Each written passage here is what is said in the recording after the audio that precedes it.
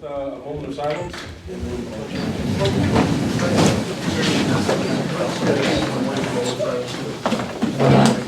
Yeah, absolutely.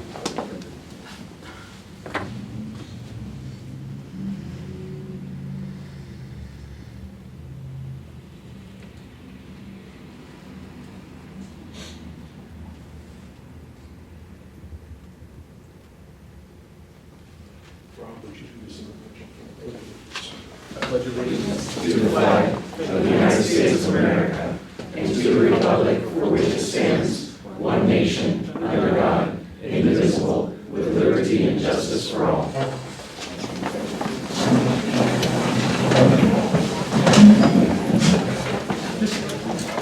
Some housekeeping items. We do have some chairs that are open up front here. If we'll keep a couple of open for some potential department heads that hopefully will show up. If not, there are some seats up here, so I don't know if any department heads think they have someone that maybe come up to the table. So let's open that up. Department heads, if you have staff you'd like to take these seats, let's do it. I think I would invite Michelle up, as our economic development lead, and who else? Dr. Pace is here. Pace.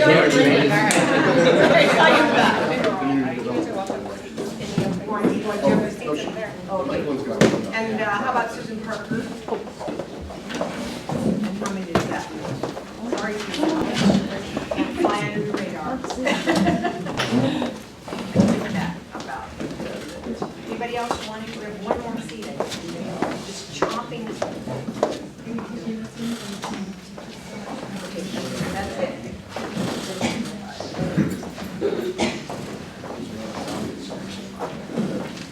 All right, thank you very much. This morning, I'm going to read the agenda here. Lake County Board of Supervisors, Board Workshop, and Department Head Discussion Agenda. Revenue generation and economic development for future sustainability for Lake County. I appreciate everybody being here today, taking the time. And we're going to go ahead and get right into this thing.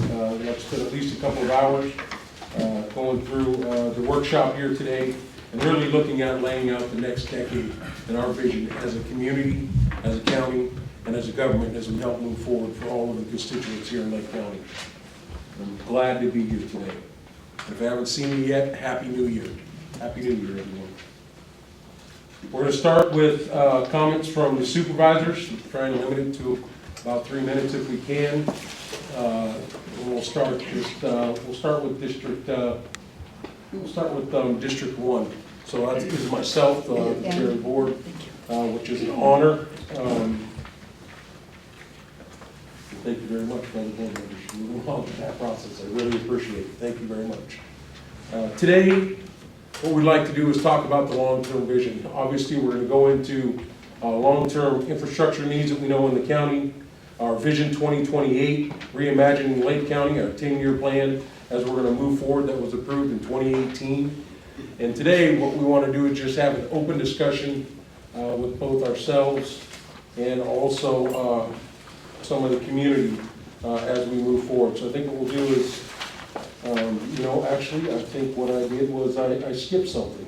So I will close my mouth at this point and actually open it up to public comment at this point from the audience. So that's how we're going to start out.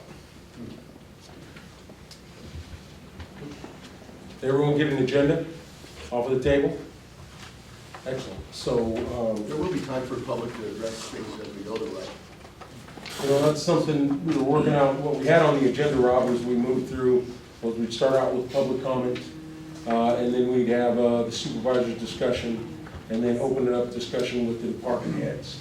If there's going to be public comment needed at some point, I think the board, we would entertain that. But at this point, we were going to open it up for public comment in the beginning, okay, and then supervisor statements, and then open up the discussions with the department heads. And you could certainly wrap all that up with another round of public comment. Yeah, excellent. And sure. Excellent. Okay, thank you very much. So at this point, is there any public comment at this point from the audience? Excellent. All right. And it looks like we have some additional handouts coming in the room with anybody. Okay, no public comment at this point. I did the introduction of the workshop. Had the ability to have a department head meeting last week. I think was able to give you my point of view from Board of Supervisors. Here to support each and every department head and department in the county to reach and attain the goals that you're striving to do. I think from the Board of Supervisors standpoint, since I've come on the board for the past 3 years, the number one thing I heard was staffing and the professionals that you need to do the job to support you in getting things done to help our constituents.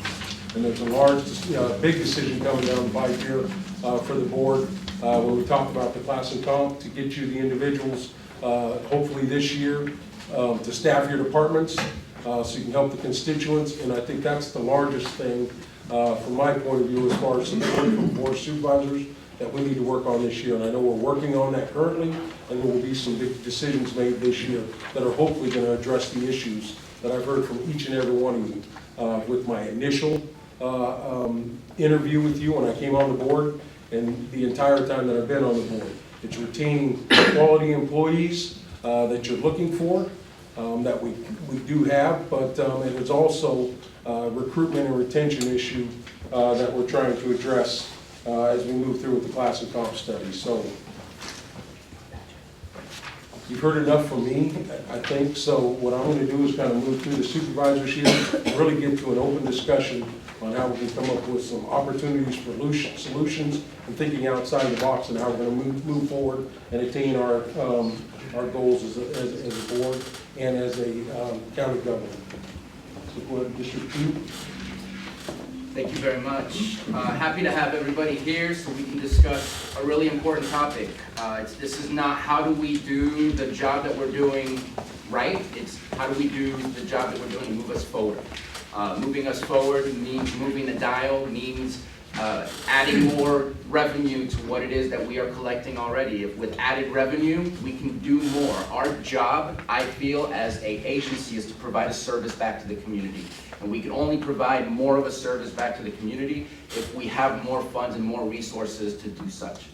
I'm going to say something that's going to be slightly controversial, and I may get some flack for it. And I will say that You'll get used to it. that's okay. I've been used to it. I did not lose a home in any of our fires in the past. I did get evacuated. The fire did get close to where my house is. A lot of times when I started in the city of Clear Lake, we talked about how we need to stop saying we want to go back to the past. We need to look forward. And I feel like we're still stuck always on 2015, 2016, 2017. We have to look into the future. I almost wish that we would get rid of the words rebuild. We need to build for the future, not rebuild the past. And I think that changes our perception of what economic development is. We don't want to recreate what we had, we want to create new. We want to move forward and step outside of what we've already done and something that we haven't done. We need to stretch outside of the box. We need to not have a box. We need to think in very creative ways of what are we doing that maybe could be changed to help us generate more revenue, help us save some of the resources we're using to do some of the work that we're creating right now. I'm just gonna pick a few places. I have a lot of other notes, but Jan, you and I had a conversation. You have $2 million of energy bills for all of the infrastructure, for sewer, electricity, and everything. We need to figure out how to minimize that $2 million through new technology. We've had those conversations, and I know you're working on that. That is a way to make that change so that you can apply those resources to something more than just paying PG&E for the electricity you're using for that infrastructure. We have a lot of possibility of what we can do, and we need to think big, and we need to try and get there. And the only way we're going to get there, because we end up always, we leave these types of meetings, and we go back to our silos, we go back to our departments, is I hope that today we leave with the idea that we need to have an economic development task force, and that we need to come up with a specific plan. And a specific plan, and this one's going to be hard, does not mean all of Lake County. It means focused. It says focused economic development on our Vision 2028. we need to have a specific focus on what will be the easiest low-hanging fruit to go after to make a change and have an impact on our community. Another one, Shane, first, before I go into what you can do to help, love the fact that I could just sit in any county building and I automatically go online. Simplicity is where it counts. IT has the opportunity to do more of that for other places, to help us communicate better between each other, to help look at our processes that we're doing that we might have been doing for the last 10 years, where technology might actually be able, with the click of a button, to do something it takes us an hour, to get it done in 5 minutes, if not less sometimes. And if we don't stop and slow down and review some of these processes, then we're going to keep spending possibly more resources for doing the same thing versus looking at some way of doing it in a new way. We have to be creative. We have to think outside the box. There's so many new tools at our disposal, and we need to make that happen. So I'm going to talk to you guys a little bit about what my idea of an economic development plan looks like. But I had 3 minutes, so I'm going to stop right there. But I hope that we can leave here today with the idea that we do want to create an economic development task force. That way we can stay focused on making sure we're moving on that battle. Thank you, Bruno. Supervisor Crandall. So, just wanted to say first and foremost that when I initially ran for this position, one of the biggest things that we talked about was the North Shore being one of the most traveled through areas on the Highway 20. When you come through Highway 5, go through 20, you're passing all of those different neighborhoods and areas in Lucerne, Glen Haven, Clear Lake Oaks, and Upper Lake. And so, one thing we have come up with, and especially Bruno and I have been talking about this quite a bit, is the blight, especially in those areas. And one of the biggest things I could say that I appreciate is in the town halls, Andrew has been coming to the meetings and talking to them about the process, educating and making people aware of what they could be doing rather than just making complaints and just expecting it to be turned over. There's other things they could be doing as well. One of the biggest things to come out of that is the town halls putting together their own volunteerism, if that makes any sense. So they're willing to meet and have these area plan meetings so that they can put those in place, because we've all dealt with these issues with Dollar General and whatever else, it's controversial things. But if they're doing that work on their end, we can keep them busy on those. And I appreciate the work that community development puts in, because giving me that feedback gives me a chance to get them in that right direction rather than just kind of telling them no and kind of not having a solution for it. And so I appreciate that we're able to work on that. Now, the Upper Lake Town Hall and the other two town halls are planning to meet. They've met once already, and they're continuing to meet to try to fix their area plans. Another good thing that's come out of it is cleaning up blight in Lucerne with an initiative to, it's just mainly the group coming together and meeting before and having an idea to clean up Lucerne with having a March 29th, there's supposed to be a date for cleaning up completely. So if everyone joins in, it gets that whole initiative moving forward. So Andrew's come forward. We've been meeting to talk to others about this thing, and for me, I just know that I receive a lot of calls about the challenges with consistency and consistent issues with rebuilding on businesses on the North Shore. That's another issue, but it's a growing process, and I do appreciate the new work that's been put in through the community development department and actually trying to find ways to do things. And so when I call and I'll meet with the groups and people that are coming in to apply for their business license or whatever they're trying to do, their projects, their use permits or whatever, it makes a big difference when people try to work together. And so I just want to say that even though I know that there are struggles, there are actual positives. They're just not highlighted as much because I think everybody's overwhelmed in this county, and we all know that. So for me, I'm willing to work together as a team and do what we can, but I do want to ensure that we get these things taken care of, at least during my 4 years at least. And so I appreciate the work that you give, and I'm willing here to get the work done and talk about the difficult things so we can move forward. Thank you, Supervisor Crandall. Supervisor Scott. Well, good morning. First, I'd like to thank all the department heads for taking time out of their busy schedules. I know blocking out this amount of time can be very stressful. because we all have so much work to do. But we know that coming together like we are today, it's because we're determined to make Lake County thrive, and we know that this cannot be done with the 5 board seats alone. We know that you value your community because it's not just a place that you work, it's a place that you live, you raise your families, you volunteer after hours for the betterment of our community. Today we're focusing on revenue generation and economic development for the future sustainability. We must look at ways that we can meet the needs of today without compromising the needs of tomorrow. This means we cannot continue using current levels of resources, as this will not leave enough for future budgets. We must grow our economy and further our revenue. To accomplish our goals, we must look at the 3 pillars of sustainable development, which are environment, economic, and social pillars. In the environmental piece, we must look at saving money with clean energy solutions, one of the topics that Supervisor Sabatier brought up. In October of 2018, Lake County was the first to have a floating solar panels on our wastewater treatment plant. This system consists of 720 panels that are mounted together that float on our man-made wastewater treatment plants in Kelseyville. We need more projects like this. As a supervisor, I do believe I play a role when it comes to economic development. This can be seen in the form of making sure we are providing the best possible infrastructure, such as water, sewer, and roads. There are many ways we can look at methods to generate revenue. One way this can be done is by improving our infrastructure. One area that needs to be looked at is finding sustainable water systems for our communities. We still have areas on moratorium from building because we have work to do in this department. We know that housing is needed in this community, and housing equals property taxes, so it's a win-win. I know Jan is already hard at work in this process to bring grants in to manage our water treatment and our water quality and storage, and I appreciate that work. In improving our economy and finding solutions for future sustainability, we will resolve our socioeconomic problems such as poverty by improving the standards of living, by meeting the basic needs of all living in Lake County. We can only rise if we do this together.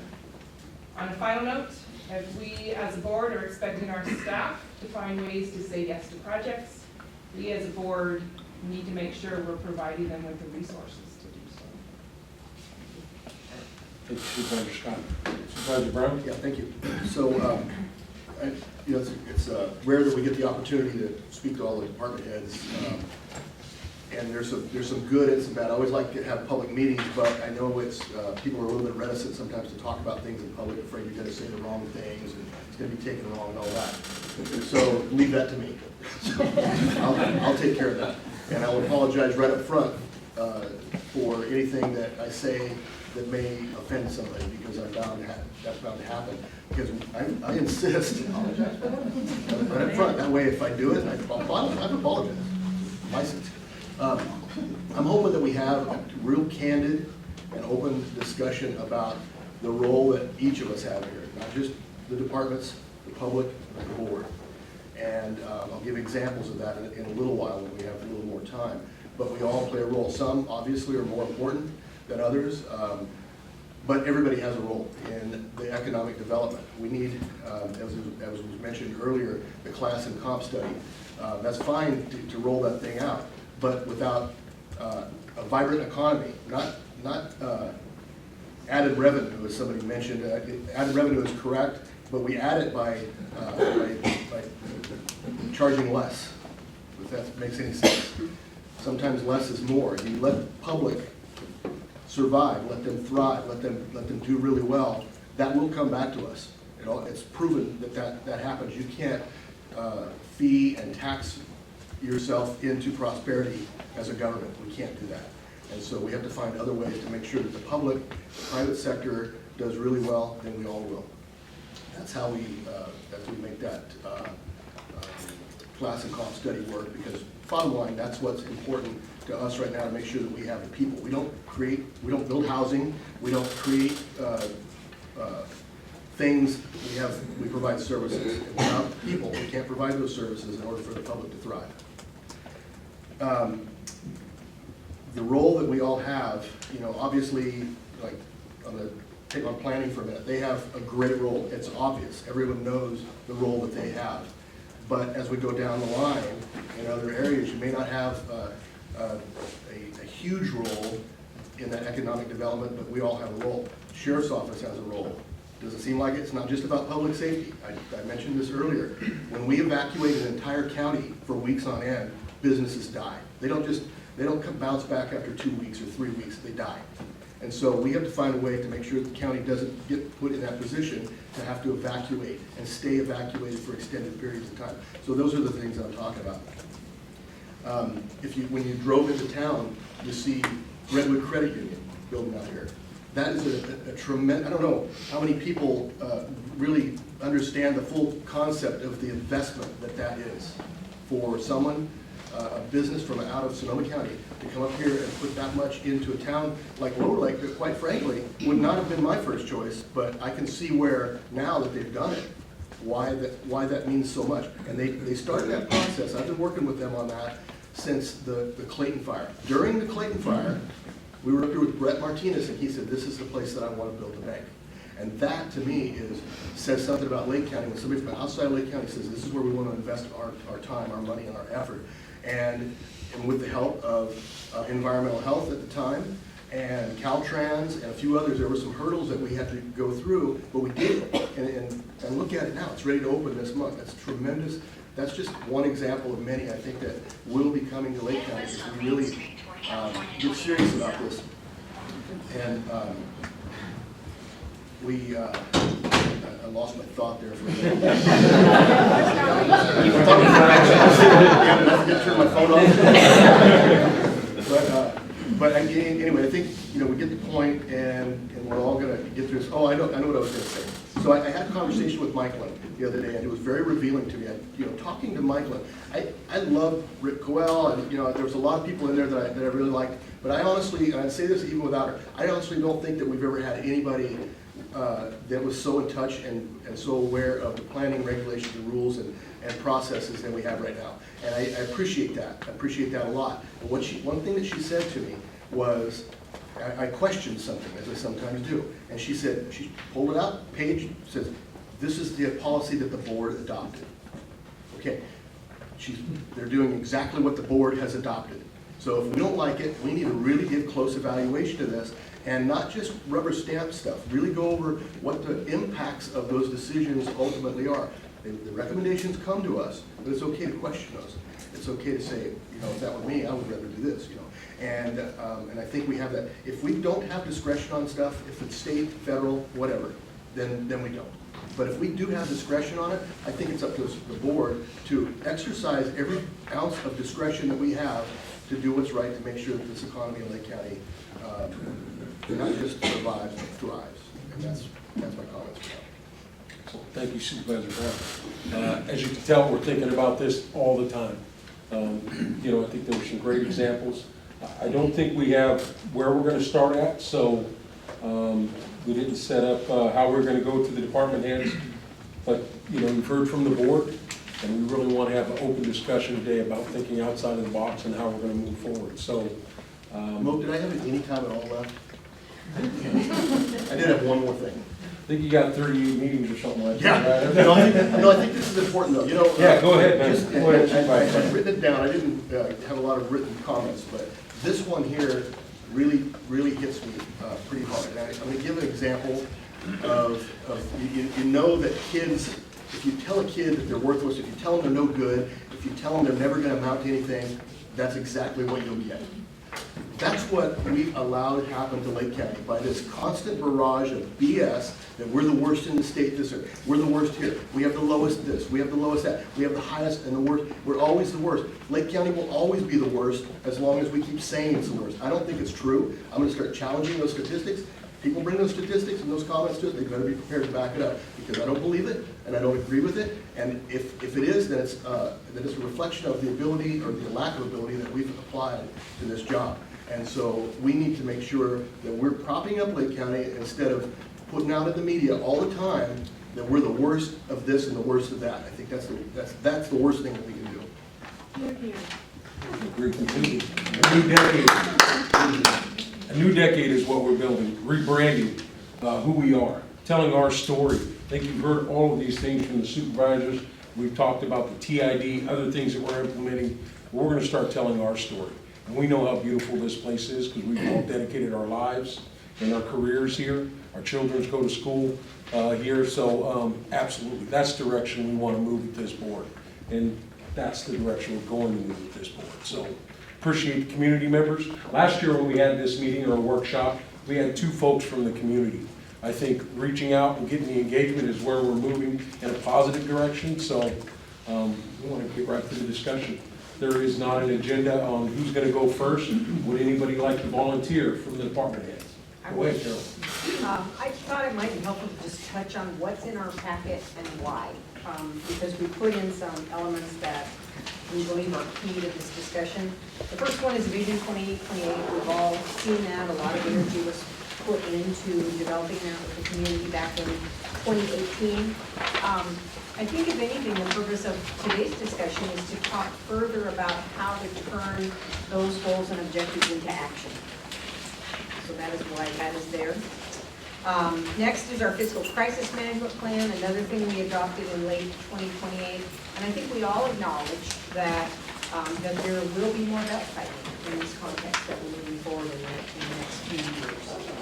And then last but not least, the color handout is something we developed last fall as some of our infrastructure projects and other projects that we want to focus on in terms of our outreach to the federal government. And so what you'll see in there is the second phase of the Janua pipeline project. This is something that was talked about a decade or more ago, but never was completed.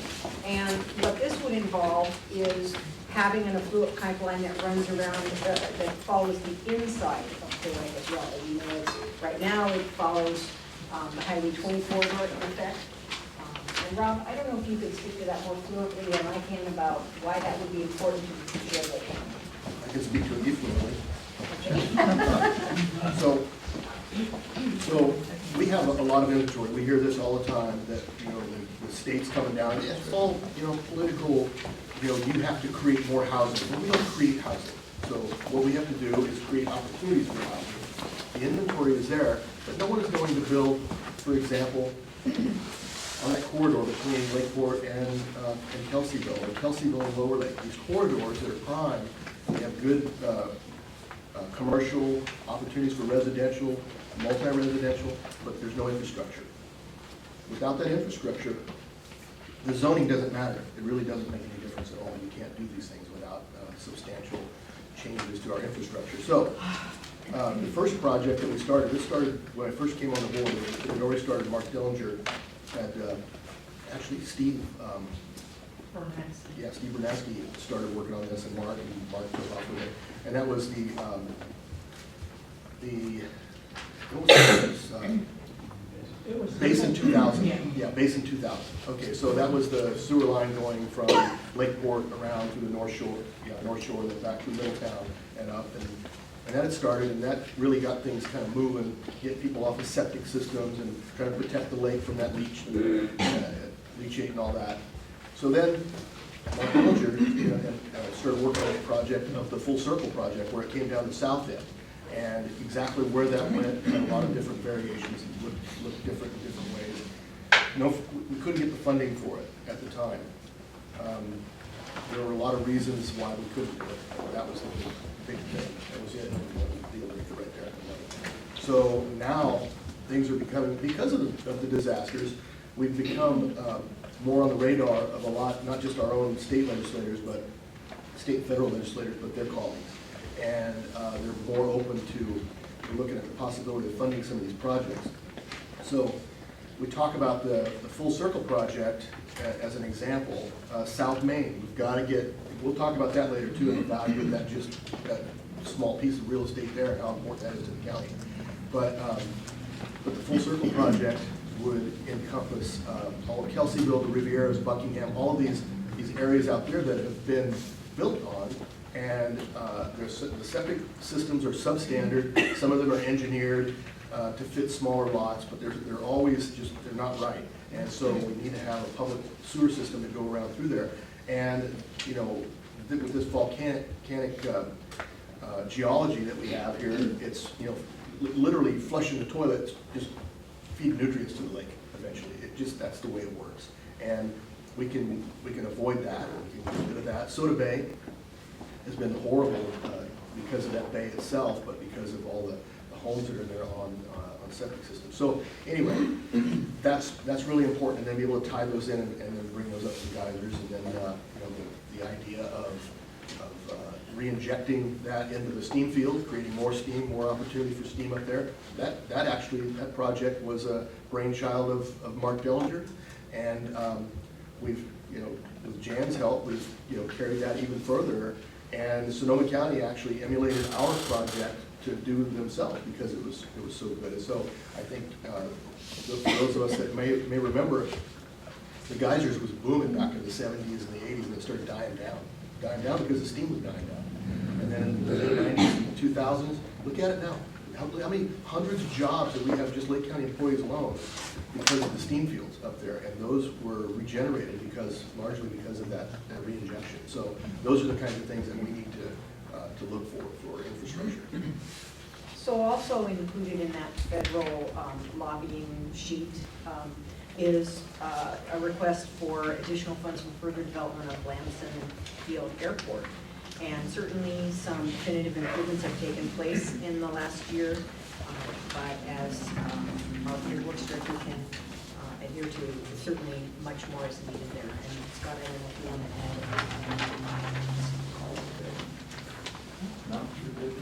add. Scott, I do have a question on that, though. When I'm talking about evacuations, that was one of the issues that we had. The airport was taken over with fires, and businesses out there were shut down for a long time. Most of that was helicopter traffic. There was some fixed wing, but most of it was helicopter traffic. Is there a way to also extend the airport for just that kind of activity, or when you shut down airspace, you shut it down?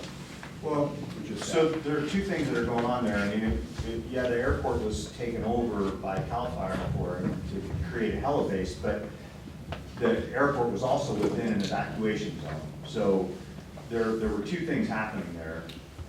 For that fire? For that fire. But for other fires? it's For gonna other shut fires, down. when CAL FIRE comes in and takes over the airport for the creation of the helibase, they really don't want other airplanes and other aircraft in and around their operation. There's a lot of moving parts there. There's a lot of things going on, and the last thing that they don't have the capacity to act as air traffic controller as well with other private aircraft. So the airspace is The pretty. airspace is very complicated. It gets really busy, and they just don't want to have to worry about having other aircraft in and around the area. So they actually create a temporary flight restriction zone around the airport that prohibits private planes from accessing.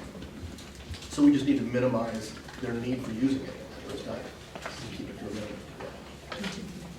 And so next in that packet is a request for consideration of additional opportunity zones to be had in other parts of Lake County.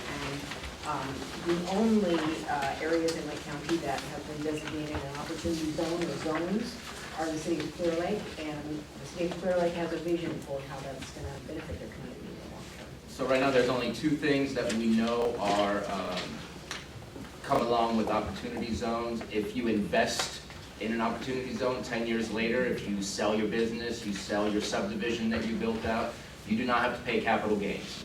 That is the tax reform that our president signed in 2018, and that is, to me, a great opportunity for us to take advantage of that situation. It ended up that there were two opportunity zones in Clear Lake and one in District 3. I don't know if it was Lucerne or Clear Lake Oaks. I will say, when I was on a different team, we helped and worked to steal from District 3 to make sure Clear Lake benefited the most, and we were successful. So that tells me that it's kind of dynamic as to what is an opportunity zone and where it is. I'm sure we can have these conversations and try to extend the opportunity zones to cover more areas. And maybe if we do have a specific plan for those areas, like it says in our fire right here, the airport property, for instance, or South Main, if there's a plan, then it would make sense that they might want to cover that for, as being an opportunity zone. And the other part is, I know through the state treasurer, there are opportunity zone loans. So those are much lower interest rates that are being offered to people. Maybe there's even, it's deferred for a little while where you don't have to pay those loans back to make sure that you're successful with what those loans were going to be used for. So there's more that's being refined, even at the state level. They don't have 100% knowledge as to what exactly opportunity zones, what the full capacity of it is. But those are the basic things that are already in existence and available. You invest, 10 years later, no capital gains, and there are special loans that you can get for that. And so I think that we need to fight to get at least 2 more opportunity zones in Lake County, at least, and make sure that we market that and get people to invest. And no federal advocacy effort would be complete without some requests around roads. Our roads have suffered tremendous damage in our firefighting efforts and continue to deteriorate further. And of equal importance is the need for secondary access roads in some of our more remote, rural, wooded areas. Many of our communities have one way in and one way out, which sets the stage for more disaster. Can I pause you for 1 second? Jan, you want to say something Yeah, I about just wanted to say, I met with the Economic Development Agency a couple of weeks ago, and one of her big questions was why we don't have, we were specifically talking about South Lakeport, why it's not an opportunity zone, and why Lake County doesn't have more. They want to bring money in here, and it's easier if we are an opportunity zone, so I think there could also be some free grant money if we really look at. We've talked about that, Carol and I talked about that, some suggestions on that, South Main being one of those. I don't know if you want to share that. South Main is definitely And the on airport. the list of possibilities, yeah. Yeah. I mean, I'm open to a lot of different opportunities. I don't want to see what they look like, but I thought, it'd be nice to start with one as important to us as South Main and really push that because, well, you're on track. You're on your agenda, so. Yeah, I'm just about done, and then I'm Well, you're gonna talk about South Main anyway. gonna, some well, point. absolutely. Yeah, I can do that when I'm done with this little overlay. And so then the last thing on there is the Section 8 Housing Choice Voucher Program. This program is tiny. It's been tiny since the dawn of time. It's never been allowed to grow, and what I mean by that is the number of vouchers we have designated for our county has been fixed at 224 for as many years as anybody can remember, and my memory goes back a ways. There are more people in here using Section 8 because they brought their vouchers from elsewhere, but the vouchers designated for our community have been fixed forever. And as a result, Crystal can tell you the program doesn't even pay for itself. It doesn't generate enough administrative funding to cover the cost of staff's time to deal with. And so the request there is very simple. Give us enough vouchers to make the program cost effective so it can continue. So that's one of the challenges of Section 8. The other challenge in Section 8, of course, is that our rental housing stock is more limited because of fires. And so I think there's also a challenge for people finding rental housing to use with their voucher. So, yeah, absolutely. Okay, so then I'll just touch on the South Main annexation project, just to make sure everyone is clear. I mean, everyone knows what the issue is, that the city of Lakeport intends to annex South Main and bring a water system to that area and move their water system that runs on the other side of Highway 29. The bottom line for the county is if that area is annexed, the county will lose about $500,000 a year in sales tax revenue. And that is a critical amount of funds that the county will take a tremendous hit. And I appreciate Jan's efforts to date to see what can be done about a county water system to satisfy that area. And So Carol, when you say $500,000, you're talking about sales tax? sales tax, Not property tax? I not mean, there's property tax, just sales tax. Plus- And there's also property. Yeah, there's a lot more that goes into that. And I want to, put a little bit of perspective on that for the new board, the board members that, all four of them. If the board at the time, when I first came on, had done what that agreement was at that time for all of it, you'd be sitting here going right now, those guys were idiots. They should not have gotten rid of that. Look at all the money that we lost. And you wouldn't even have that opportunity. So think about that. For 20 years is gonna go by really quick. And the board that's gonna be here in 20 years, you know, what the hell were they thinking? You mean the earlier phases of annexation? Yeah, the earlier phases, and what the city is maintaining is still the agreement. I mean, I'm not saying, you know, we've been acting in, you know, good faith negotiations, but we really need to make sure that we're not selling out the future needs that we have for some promise for the next couple of years, next few years, because those years are gonna go by really quick, and the need is not going away. So, No, I whatever agree. agreement we have, it better be solid, because, you know what? No, and I agree, and I know that I've been receiving a lot of phone calls because of the LAFCO, and that was pushed forward, and the city's pushing forward with annexation. But I keep reminding them, even if the county makes an agreement with the city, it is going to be ultimately up to the landowners down there. So I don't, you know, I'm looking at this in two different ways. It might be good that we're following the city's applied for LAFCO, they're going down that path, because maybe we'll find this, you know, an end to it, that the homeowners, the property owners eventually now get to vote on it. And what I've heard from them is they don't want to annex.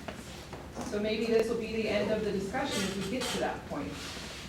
In the same sense, I'm excited that the county's looking at to maybe be able to provide our own water system down there. So we have these two tracks going, and I really see that hopefully we'll find an end to this in the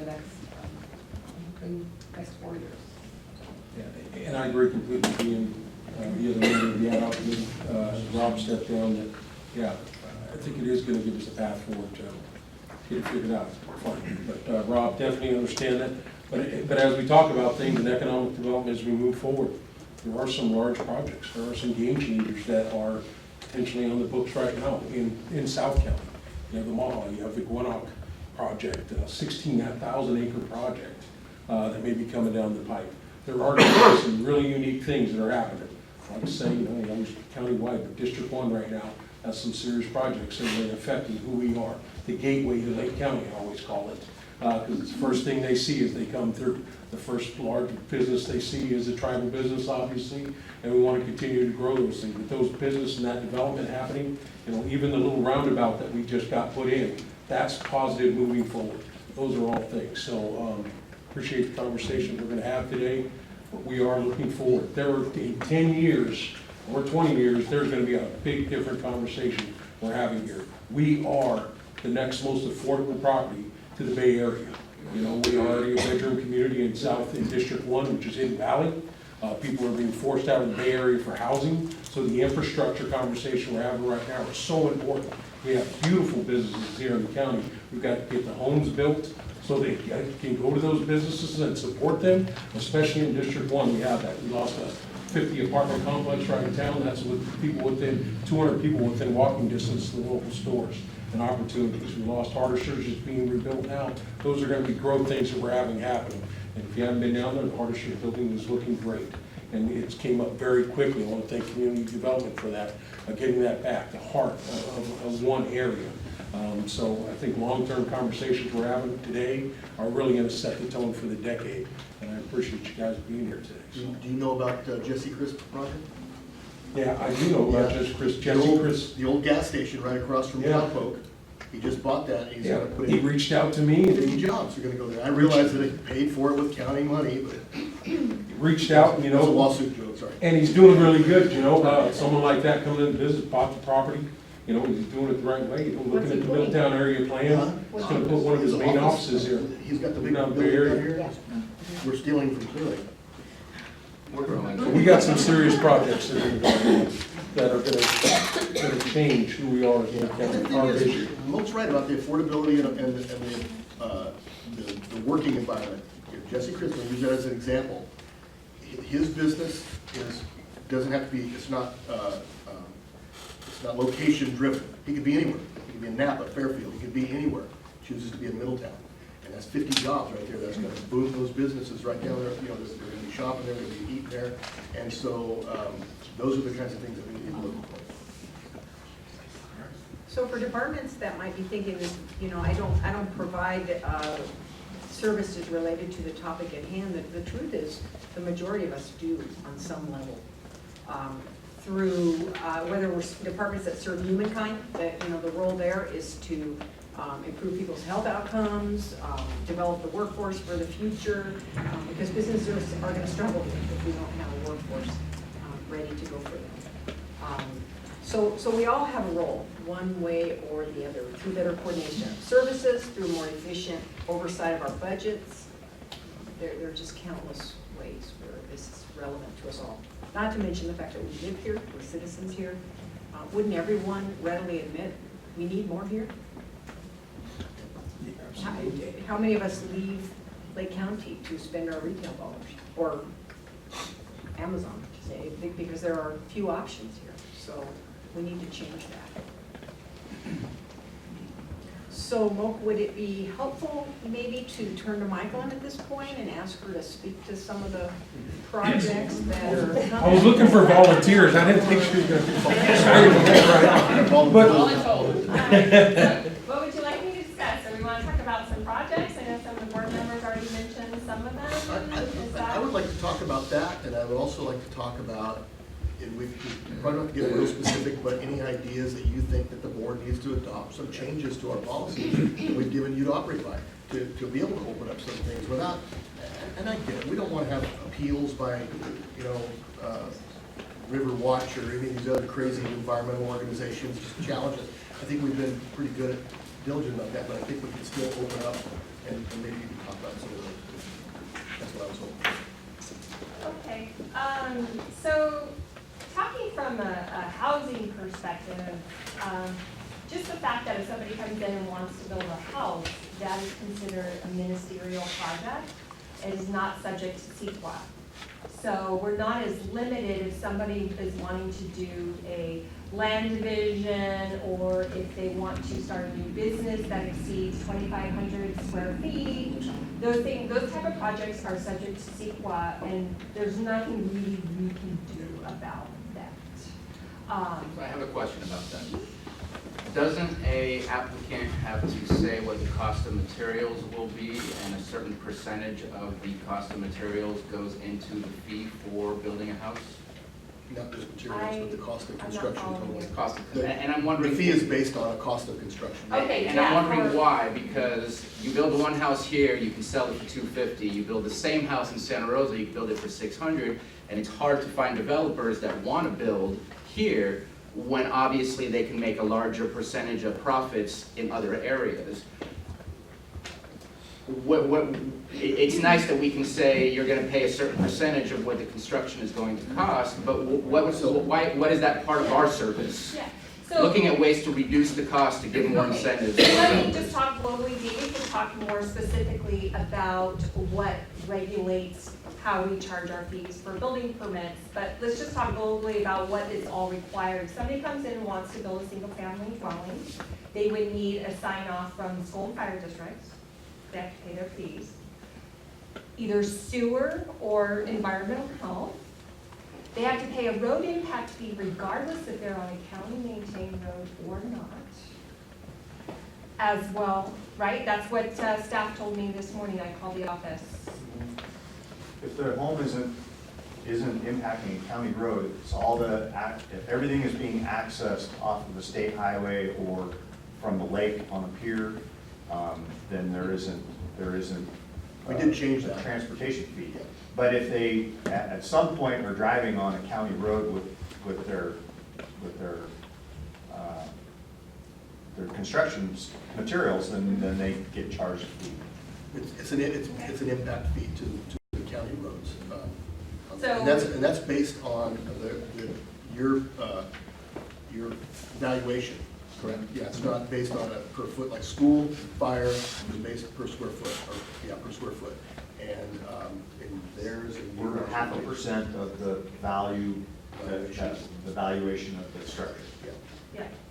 But even if it's located on a private road, they do or do not pay. If they had to use a county road to get to the private road, then yes, they still pay the fee. Okay. Yeah. Okay.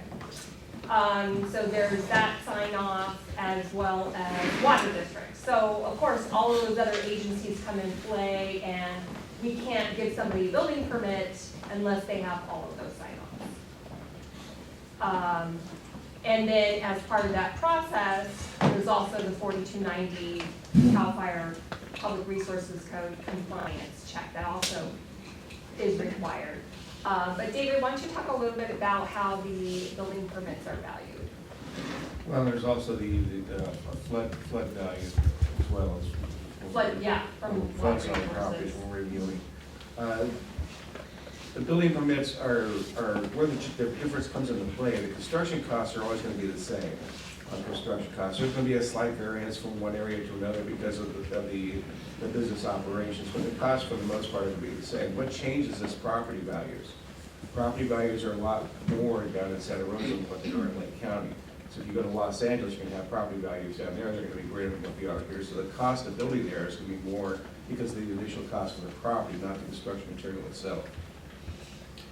Yeah, so the building permit fee is 3% of the valuation, and how is that fee set? Is that fee set by the state? Yes. How's the valuation set? Well, let's get back to that, because the application specifically says, what is the cost of construction? Correct, and that is submitted to us by the person that is applying for the building permit, correct? Yes.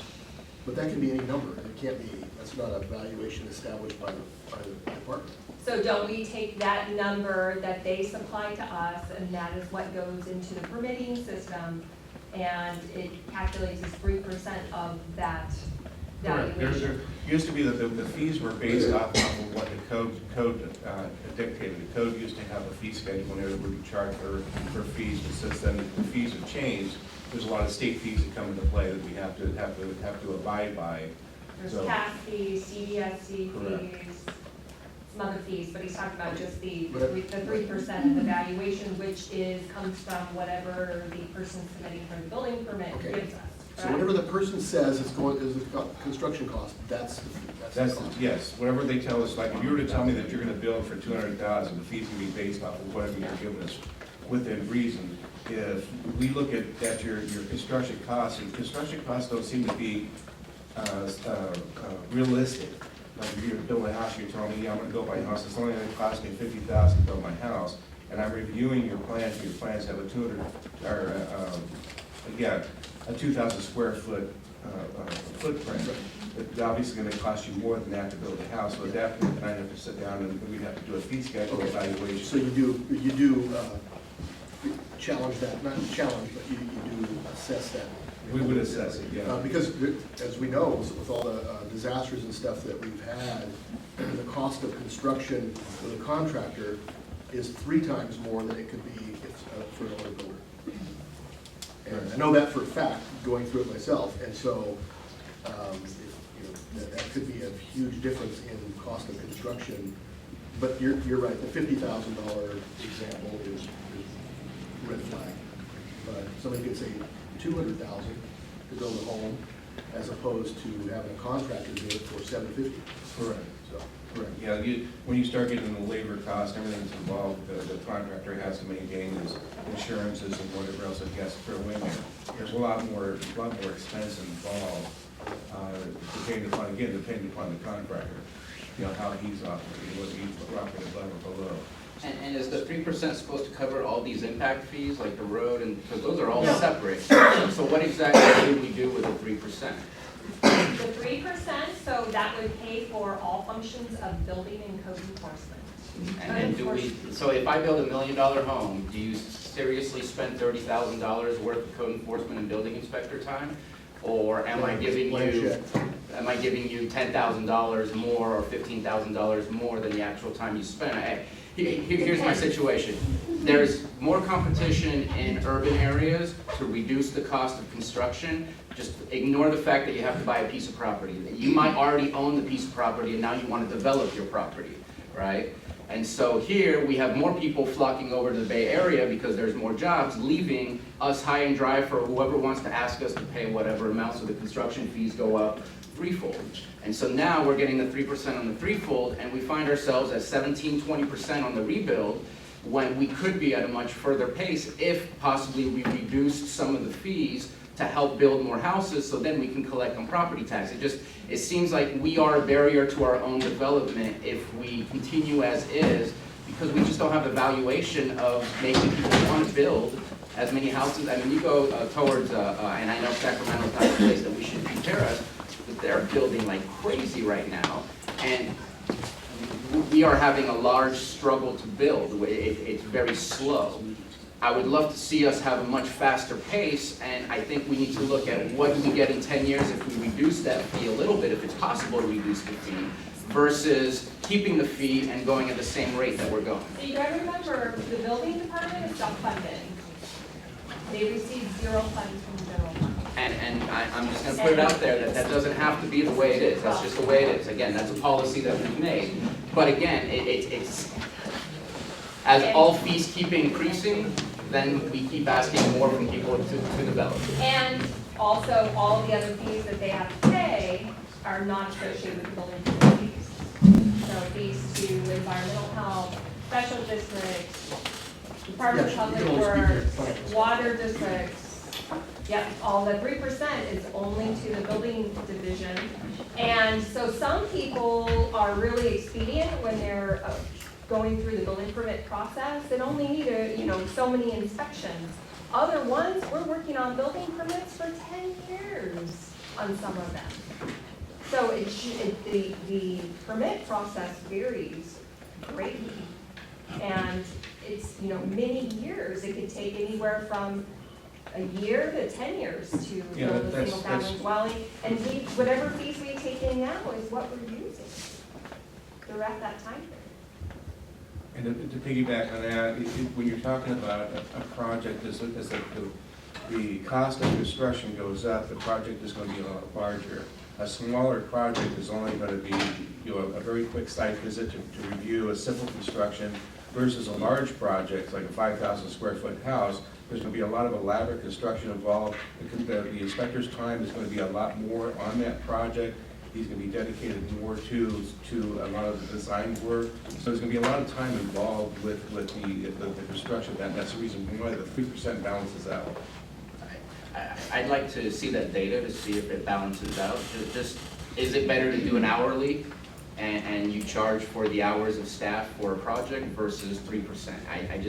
I would like to see the difference, because to me, I don't want to do a redwood deck because it's only going to cost me that much more for all the extra construction that comes along with it versus, I'm not going to go with a high quality house.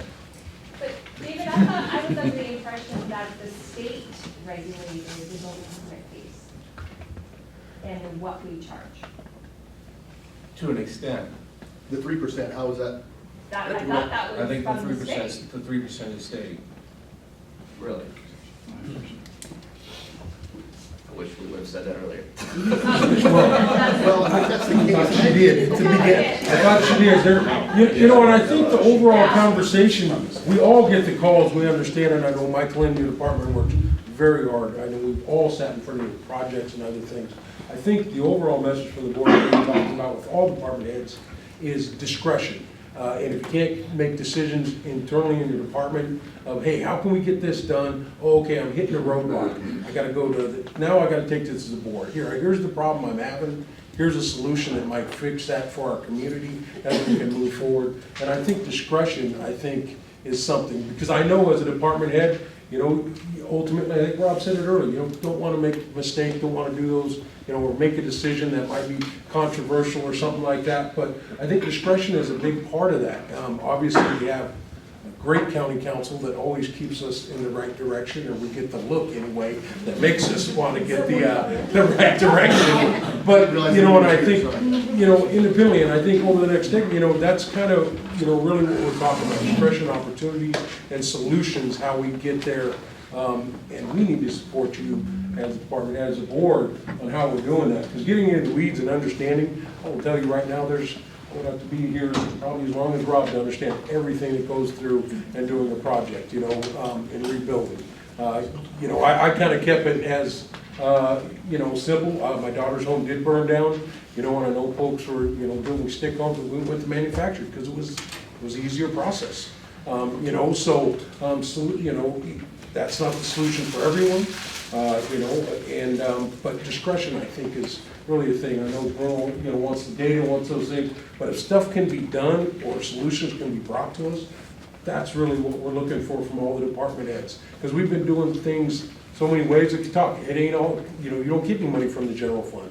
Well, maybe that's a conversation we need to have, you know, because you are fee-driven for that department. And, you know, how do we address those solutions, I think, as we move along? So I think for all departments, is, you know, discretion to bring solutions or make decisions internally in your departments to help us move forward and achieve the goals. I think that's ultimately, at least that's my thought on how I can support as a board member as you're bringing those, you know, making those discretionary decisions internally, and then if you're hit a spot, bring it to us, say, hey, we need a solution from you, how we can fix it.